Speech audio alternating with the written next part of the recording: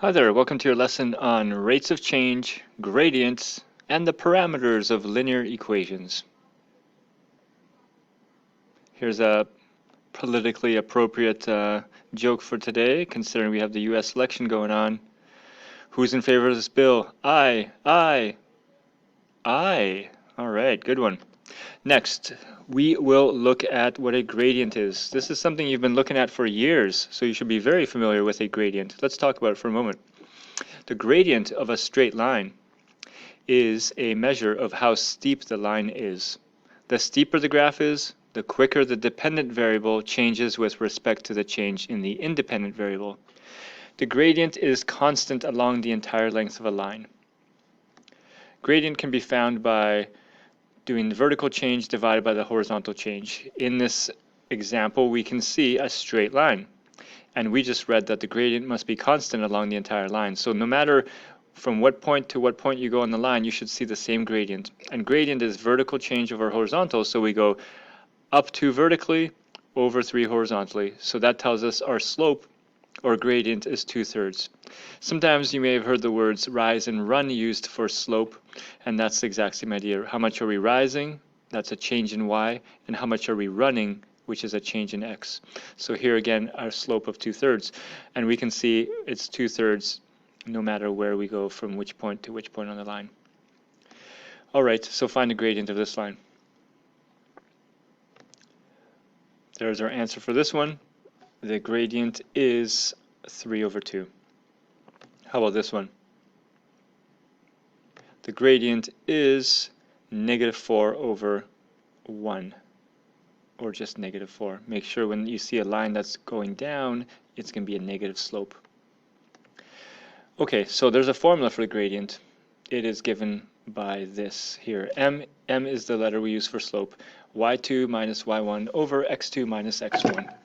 And x1, y1 represents one coordinate, and x2, y2 represents another coordinate on the line. Where does this formula come from? Well, from the exact work we were just looking at. Here's a point x2, y2. Here's a point x1, y1.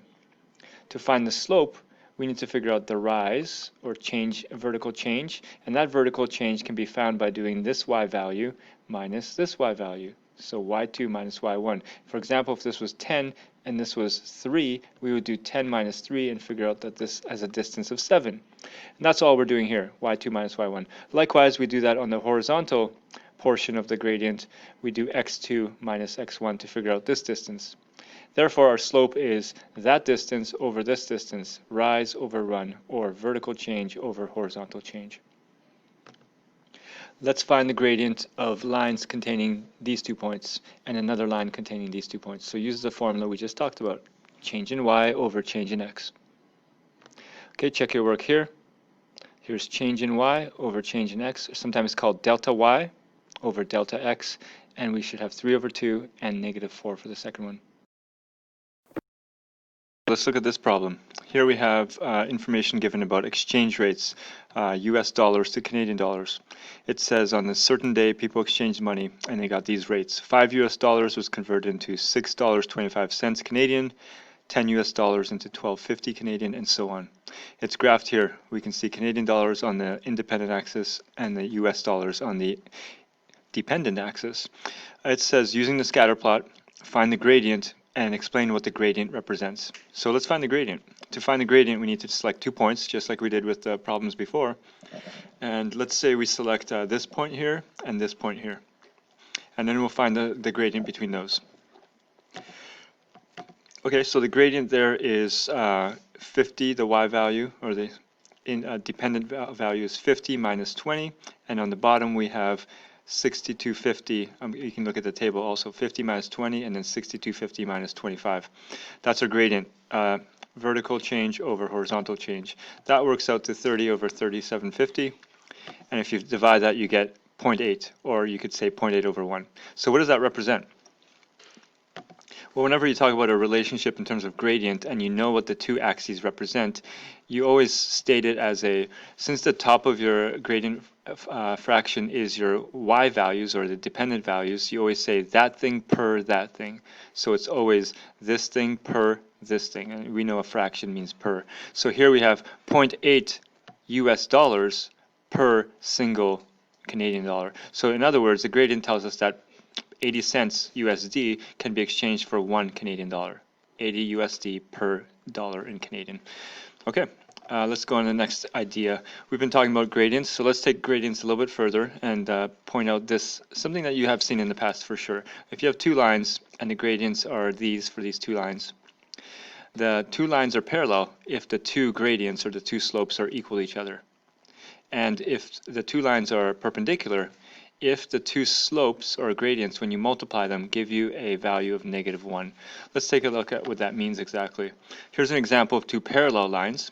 Clearly they're parallel, and obviously if two lines are parallel, they must have the same slope. They each are sloped in the same way, right? Otherwise they would eventually intersect at some point. So here you can see both of these lines have the slope of 2. So m1 equals m2, 2 equals 2. Here are two perpendicular lines. Perpendicular means they meet at a 90-degree angle. And the relationship there is if we have one slope here, 2/3, then the slope of the perpendicular line will be a reciprocal of that. That means you flip the fraction and you make it negative as well. So it's a negative reciprocal. So we can see 2/3 and then -3/2. And what it has here about multiplying them is when you multiply those two slopes, the two perpendicular slopes, you will always get a result of -1. Because these will cancel, you're left with the negative. Okay, so let's use that idea in this problem here. We have four lines, and you have to say which lines are parallel, which are perpendicular to each other. So you could start by finding the slopes of all of them. Okay, let's check. Line 1 has this slope, line 2 has this slope, line 3 has this slope, and line 4 has this slope. So right away we can see that lines 2 and 3 are parallel, they have the same slope, and we can also see that this one, line 4, is a negative reciprocal of 1, so line 1 and 4 must be perpendicular. Okay, let's look at something on Desmos. We've been talking about gradients and rates of change so far. Let's take that a little further and look at the full linear equation. So a linear equation takes on this form, y equals mx plus c, where that m is your slope, the gradient we've been talking about so far. So let's take a look at a line in that form on Desmos and look at some things together. We're going to see what happens when these parameters, your m and your c, are called your parameters. What happens when the parameters are changed? What happens to our line? Okay, so here I am in Desmos. I've put in a line in this general form here, y equals mx plus c. My m and c are parameters. When I entered in that equation, I'll put it again, it asked me if I want to make those sliders. I put all. Now those are sliders. That means I can adjust them. So as I adjust the slope, what happens when I make the m value, the gradient, higher? Well, as we know, gradient tells you how steep a line is, and as I make that a large m value, the line gets very steep. Then when I adjust the slope this way, if the slope is ever 0, which was right there, m is 0, notice the line is horizontal. It has no slope. And then you go negative, and now the line is downward facing line. It has a negative slope, and as the slope gets to be a bigger negative number, it's steeper in that direction. Okay, now what about c? C, when I move up the line up and down, what's going on? I'm changing the c value, and the line seems to be going, well, it's hard to tell here because it looks like it's almost like it's moving diagonally across the coordinate plane, but actually it's just moving up and down. And you probably already know this relationship, but your c value represents your y intercept. It's where the line crosses the y-axis. So notice here it crosses at 3.2 and we have a c value of 3.2. Now as I move this, let's say for example I have negative 2.3 for c, and that's our y-intercept here as well. So important to know that the m and c are those parts of the line. It's the gradient and the y-intercept. So back in here. Okay, so using that idea of gradient y-intercept, let's see if you can make an equation for both of these. So make an equation for this line, and then make an equation for the line that's described here. Let's start with A. Okay, in A, we can use that point and any other point along the line to find our gradient. So I use this point here, 0, 1, and 3, 5. You can see to get from this point to this point, we rise 1, 2, 3, 4, and run 3. We have a vertical change of 4 and a horizontal change of 3. So our slope must be 4 over 3. And there's our slope. And then the equation of the line must be this, because we put our slope here, right? mx plus c, so here's our slope, and then here is the y-intercept, and that point is our y-intercept 1. So there's our equation. The second line that's described, it has a y-intercept of 0, negative 4. So it's just like this one, but we don't see the graph, but we do know the y-intercept as well. And it's perpendicular to the line with this equation. So right away, we know the c value is negative 4, because that's our y-intercept. And here we know the slope of the original line is this. So one perpendicular to that will have a negative reciprocal slope, which will be 2/7. So now 2/7 is the slope of that perpendicular line, and we can write the equation here. Okay, next one. Here I see a horizontal line. What's the slope?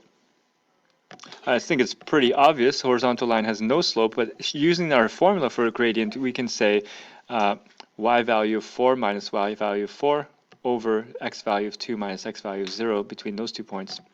And we found the slope like this. That works out to 0. 0 over 2, which is 0. And that line has no slope. That makes sense. So the equation of that line would be y equals mx plus c. Here's our slope, 0.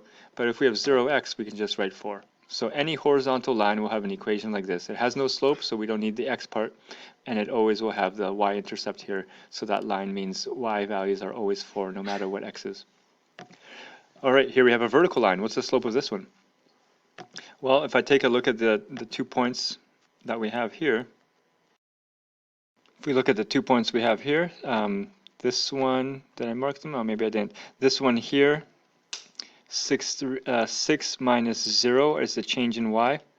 So y values change by 6, and the x values are 3 to 3, so they don't change at all. So the horizontal shift is nothing. So we have 6 over 0. And that doesn't work. You cannot divide by 0. So what we say is that that is undefined. We have an undefined slope. So vertical lines have no slope. It's undefined. No, sorry, no slope is wrong. No slope would mean 0. It's undefined slope. And then the equation of that then will be x equals 3. Any vertical line like this will have an equation of x equals whatever value it passes through here.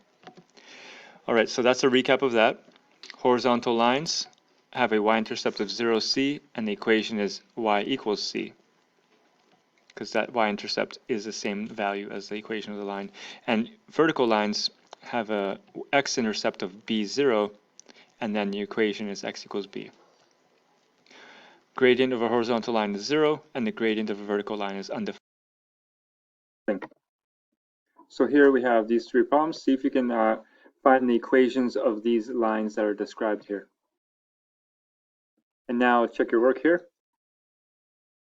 And check the explanations here in case you got something wrong. Okay, last problems. On this one here, give the gradient of each line that's presented here. These answers will be shared at the very end. There's a few more questions. All right, here, number 3, try that one. And now try number 4. And finally, last question here. We have something given to us, a relationship between pressure pounds per square inch and another measure, kilopascals. All right, check your work for those last 5 problems here. If there's anything that stood out that you couldn't quite get, everything's given to you here in detail. Take a look, and we will see you soon.